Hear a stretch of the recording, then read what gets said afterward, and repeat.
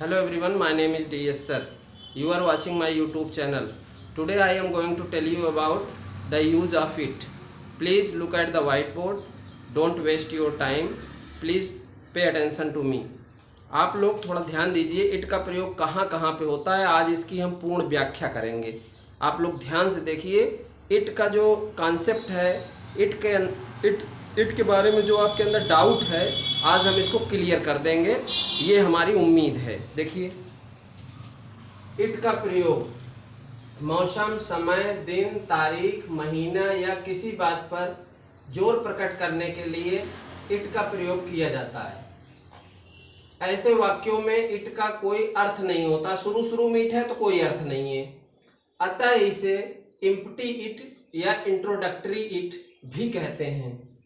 जैसे वाक्य देखिए, गर्मी का मौसम है, तो सबसे पहले हमको इट का प्रयोग करना है। It is summer, SUMMER। बरसात का मौसम है, इट इज रेनी सीजन।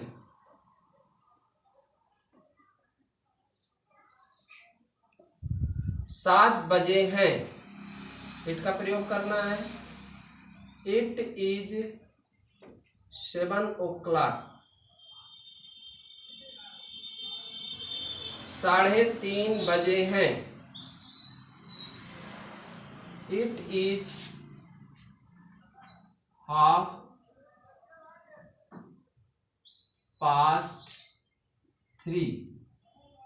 9:15 बजे हैं, इट इज 9:15। It is 9:15। 9 बजे हैं, इट इज 9:15। It is 9:15। 9:15। 10 बजने में 10 मिनट बाकी हैं, इट इज 10:10। आज मंगलवार है, इट इज मंगलवार की ट्यूसडे।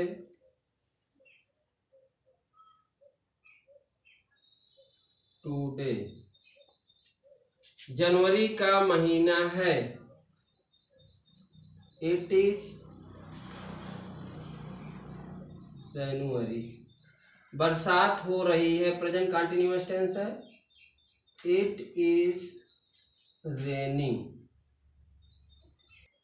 अब सेकंड यूज देखिए। सेकंड यूज क्या है? किसी बात पर जोर प्रकट करने के लिए भी इट का प्रयोग किया जाता है। जैसे देखिए, पक्षियों को मारना पाप है, तो इसको हम जब करेंगे तो बोलेंगे इट इज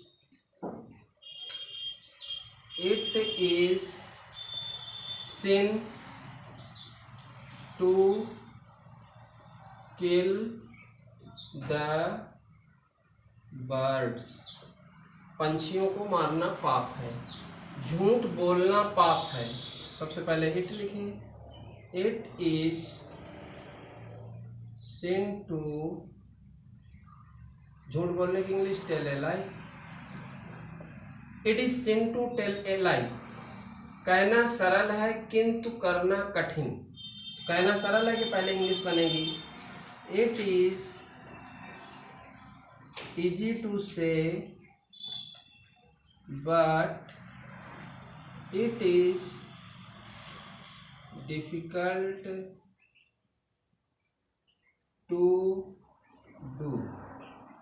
खेलने का समय है, it is time to play।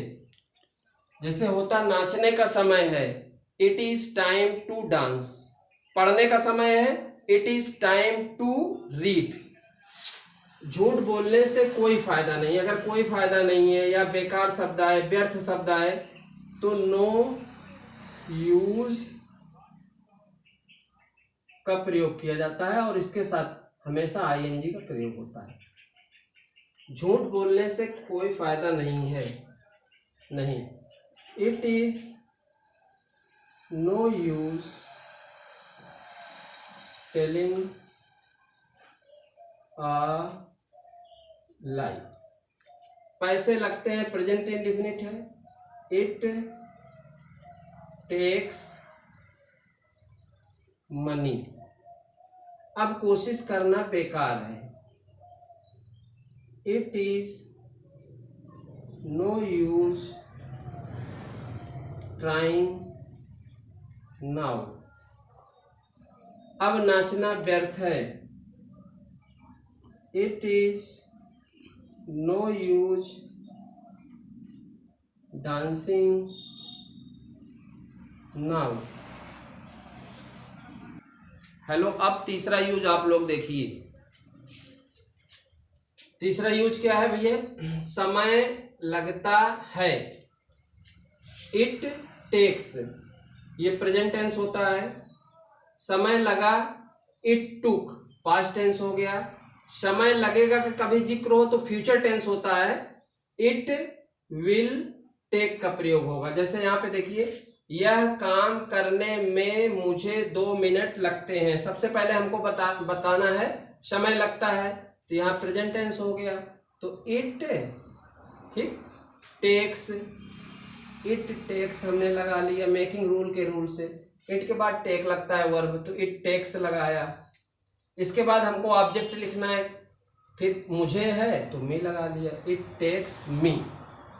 फिर उसके बाद हमको समय लिखना है, कितने मिनट लगते हैं? 2 minute, 2 minutes. It takes me 2 minutes. क्या करने में? अब हमको ऑब्जेक्ट लिखना है, तो यहाँ पे यह काम करने में, टू डू दिस वर्क। इसके बाद दूसरा वाक्य देखिए, घर पहुंचने में उसे 2 घंटे लगे। लगे का मतलब पास्ट टेंस है, इट टुक का प्रयोग करना है। इट लगाया, टुक।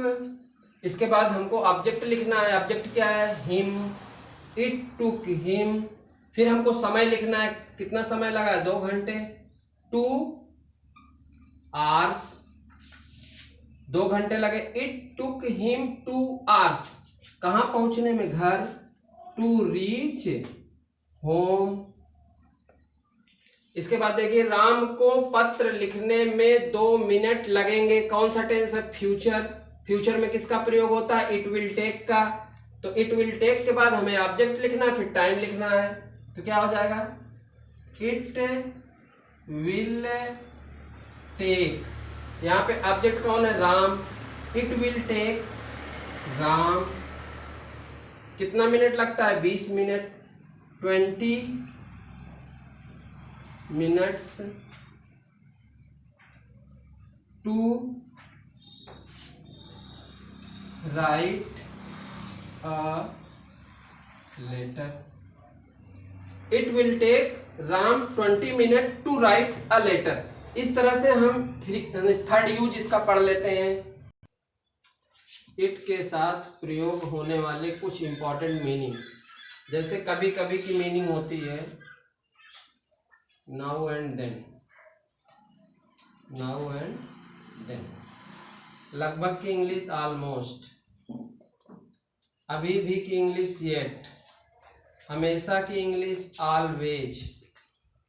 कभी नहीं की इंग्लिश नेवर।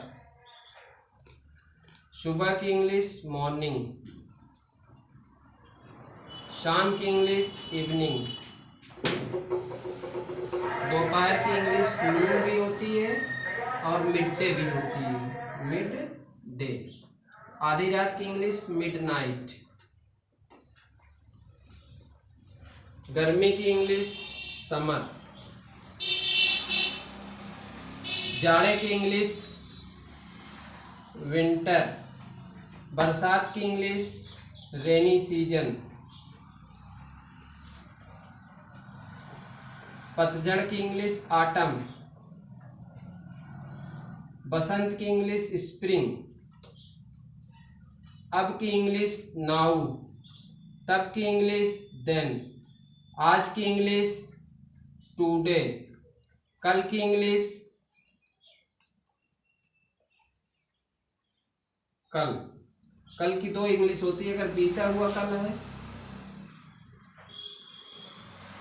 बीता हुआ कल के लिए yesterday। आने वाला कल हो तो जैसे हमने लिख दिया आने वाला कल। आने वाले कल के लिए आपको टुमारो लाना है। आने वाला परसों हो, द डे आफ्टर टुमारो। बीता हुआ परसों हो, द डे बिफोर एस्टरडे। आजकल की इंग्लिश होती है नाउ अ डेज। नाउ अ डेज या फिर दीज डेज। दीज डेज माने आजकल। अब अक्सर की इंग्लिश होती है ऑफेन, OFTEN। इसमें टी पढ़ा नहीं जाता है, ऑफेन पढ़ा जाएगा। आने वाले कल की इंग्लिश टुमारो हो गई। आज सुबह की इंग्लिश, अब इसमें आज की इंग्लिश नहीं लिखी जाती है, दिस मॉर्निंग। अगर आज शाम रहेगी तो दिस इवनिंग। आज रात रहेगी तो टू नाइट। सवा रहेगा, क्वार्टर पास्ट का प्रयोग करना है। पौने रहेगा, क्वार्टर टू का प्रयोग करना है। साढ़े रहेगा, हाफ पास्ट का प्रयोग करना है। Half past. इस तरह से आप लोग इट के बारे में बहुत जानकारी प्राप्त कर चुके हैं। जैसे यहाँ पे हमने इम्पोर्टेंट मीनिंग भी लिख दिया है। इन मीनिंगों को आप अच्छे ढंग से याद कर लीजिए। याद करने के बाद इट का आप धड़ल्ले से अपने जीवन में प्रयोग करिए। जैसे आपने कहा, कोई भी वाक्य आप ले लीजिए, कोई भी वाक्य लीजिए। जैसे हमने कहा आज मंगलवार है, आपको शुरू में इट का ही प्रयोग करना है। It is Tuesday today. हमने कहा गर्मी का मौसम है, इट इज समर। जाड़े का मौसम था, इट वॉज विंटर। पतझड़ का मौसम है, इट इज ऑटम। बरसात का मौसम है, इट इज रेनी सीजन। इस तरह से ज़्यादा इट का प्रयोग करिए और इट के प्रयोग पर आप जो है महारत हासिल करिए। हमारे वीडियो को देखिए, सब्सक्राइब करिए, लाइक करिए और शेयर करिए।